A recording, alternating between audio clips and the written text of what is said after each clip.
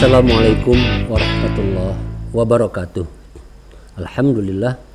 Allahumma salli ala nabiyil hashimi Muhammadin wa ala alihi wa sallim taslima. Kawan-kawan yang saya hormati, selama pengalaman 40 tahun menjadi alumni HMI, kurang lebih 40 tahun, saya mendengar juga selain ungkapan HMI Connection, juga ungkapan bahwa HMI itu seperti mesin cetak pejabat. Mengapa dikatakan demikian?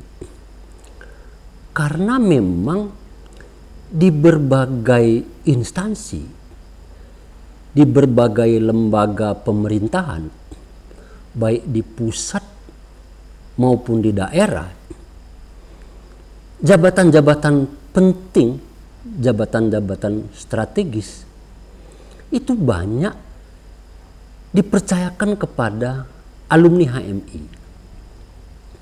Nah, ada kawan alumni perguruan tinggi yang menemui kesulitan untuk mendapatkan posisi jabatan tertentu,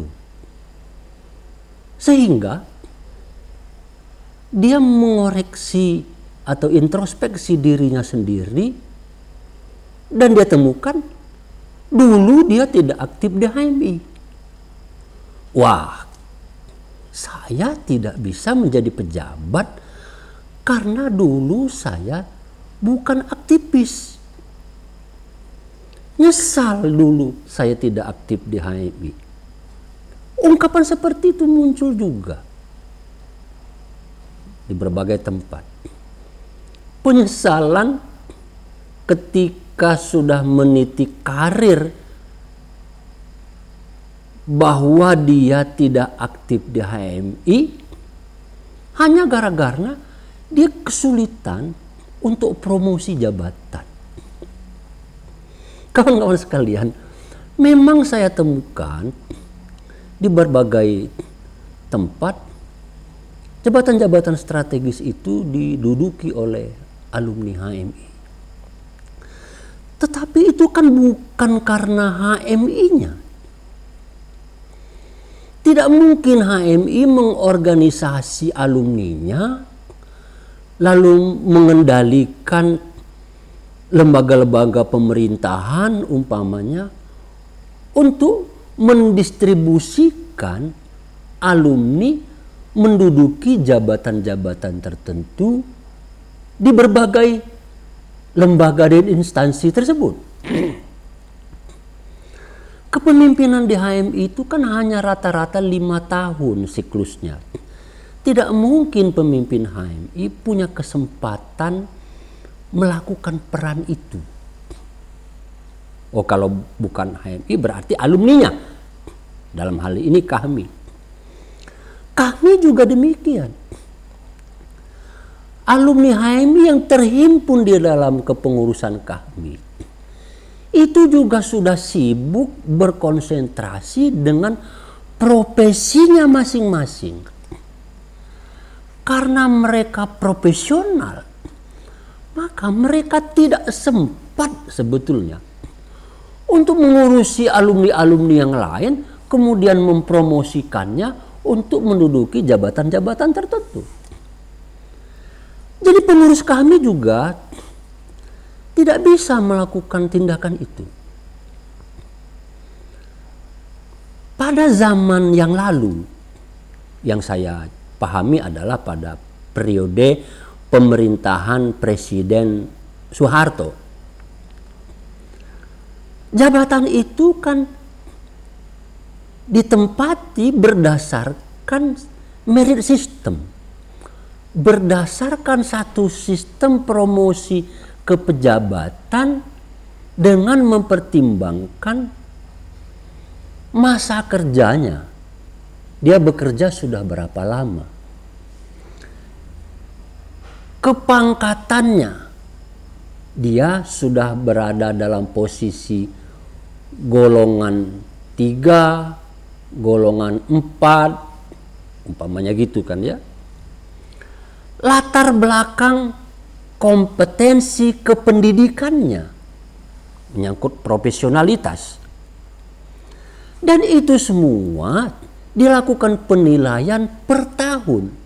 Setiap akhir tahun ada penilaian terhadap seseorang di dalam birokrasi kepemerintahan.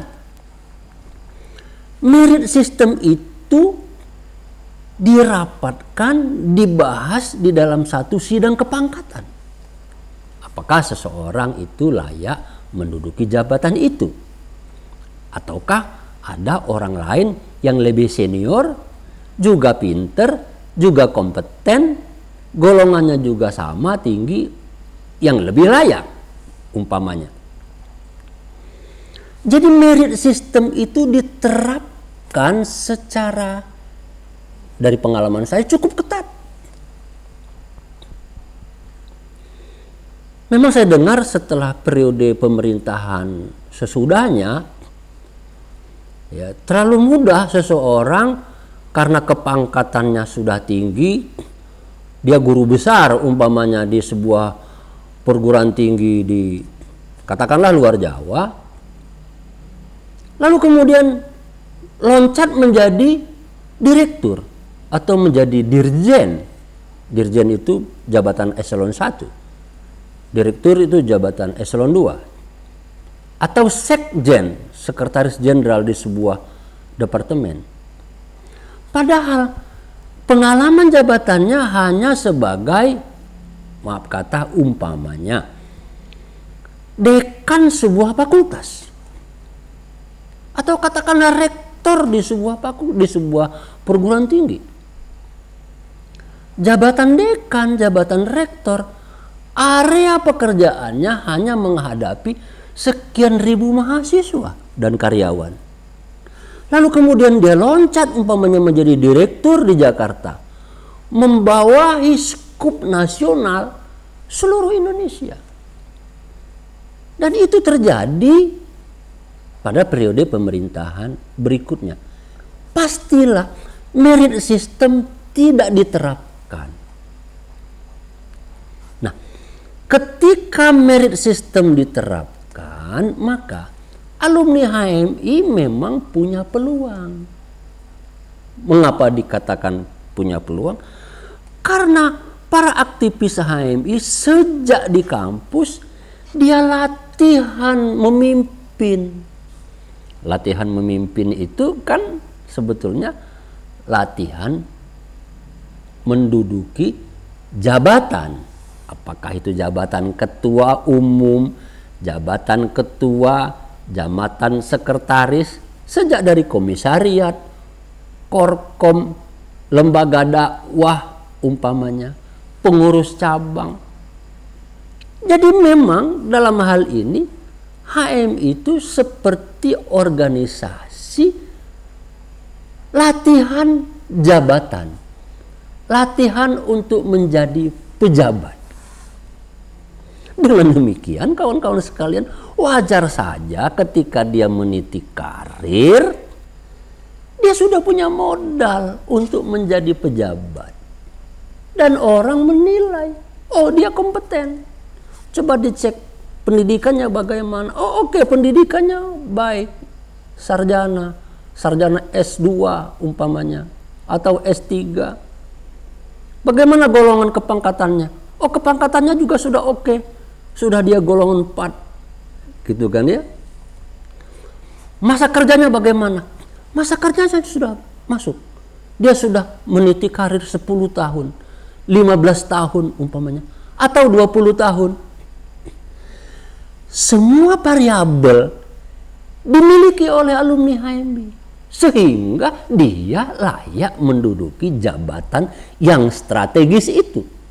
Dan itu di mana-mana terjadi, baik di pusat maupun di daerah, baik di departemen ataupun di lembaga-lembaga non-departemen. Jadi sebetulnya ada benarnya juga, kalau pengen jadi pejabat ya aktif di HMI. Tapi di dalam dunia birokrasi sesungguhnya tidak otomatis alumni HMI lalu bisa mendapatkan jabatan. Dalam banyak kasus, banyak alumni HMI nggak ketampung di jabatan. Karena umpamanya ya dia mutung di jalan atau lain sebagainya kira-kira. Jadi kawan-kawan sekalian, penyesalan tidak aktif di HMI dalam konteks ini sudah terlambat. Sudah terlambat. Kenapa? Kalau mau menjadi pejabat memang latihannya itu panjang. Latihannya itu bahkan harus dimulai sejak dia semester pertama menjadi mahasiswa di universitas atau di perguruan tinggi. Ya, yang terpenting sebetulnya adalah bagi adik-adik atau kawan-kawan yang sekarang ini masih aktif di HMI atau yang belum aktif di HMI. Saat inilah ketika Anda menjadi mahasiswa, waktu yang tepat untuk melatih diri, dalam hal ini melatih sikap dan sifat kepemimpinan, dan itu memang di HMI tempatnya. Saya tidak menafikan organisasi mahasiswa yang lain, tapi saya tidak tahu banyak, tapi saya menduga organisasi mahasiswa yang lain juga demikian. Ento HMI punya keunggulan dilihat dari fakta lapangan, alumni HMI lebih unggul, maka itu ada persoalan lain. Nanti lain kesempatan kita bicarakan apa keunggulan alumni HMI, mantan aktivis HMI. Kawan-kawan sekalian, itu sharing pengalaman saya melihat bagaimana karir alumni HMI kira-kira sekitar selama 40 tahun saya menekuni pekerjaan saya. Lain kesempatan, cerita pengalaman yang lain ingin juga saya sampaikan. Jangan lupa ikuti kembali perbincangan ini pada kesempatan yang akan datang. Terima kasih, mohon maaf atas kekurangan saya. Billahi taufiq wal hidayah. Wassalamualaikum warahmatullahi wabarakatuh.